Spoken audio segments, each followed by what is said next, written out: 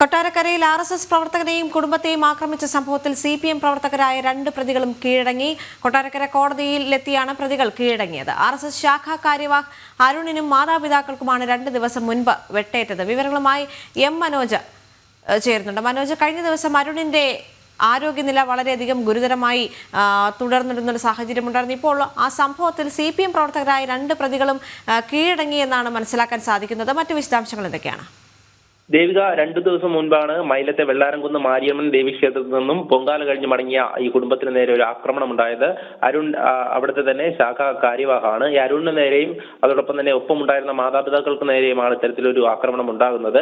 അരുണിന്റെ കയ്യിൽ ഒരു 6 മാസം പ്രായമുള്ള കുഞ്ഞുമുണ്ടായിരുന്നു. ഈ സമയത്താണ് CPMന്റെ ഈ ഒരു അക്രമി സംഘം ഇവർക്ക് നേരെ വടിവാളുമായി ആക്രമിക്കുന്നത്.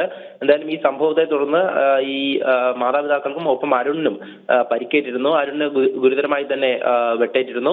തുടർന്നാണ് പോലീസ് ഈ സംഭവത്തിൽ അന്വേഷണം ആരംഭിച്ചത്. എന്തായാലും ഈ ക്രിമിനൽ പശ്ചാത്തലമുള്ളവരാണ് ഈ പ്രതികൾ 2 പേരും. അതോടൊപ്പം തന്നെ മറ്റൊരു പ്രതി, അതായത് 3ാം പ്രതിയായിട്ടുള്ള മല്ലിക, കഴിഞ്ഞ ദിവസം മല്ലികയെ പോലീസ് പിടികൂടിയിരുന്നു. റിമാൻഡിലാണ്.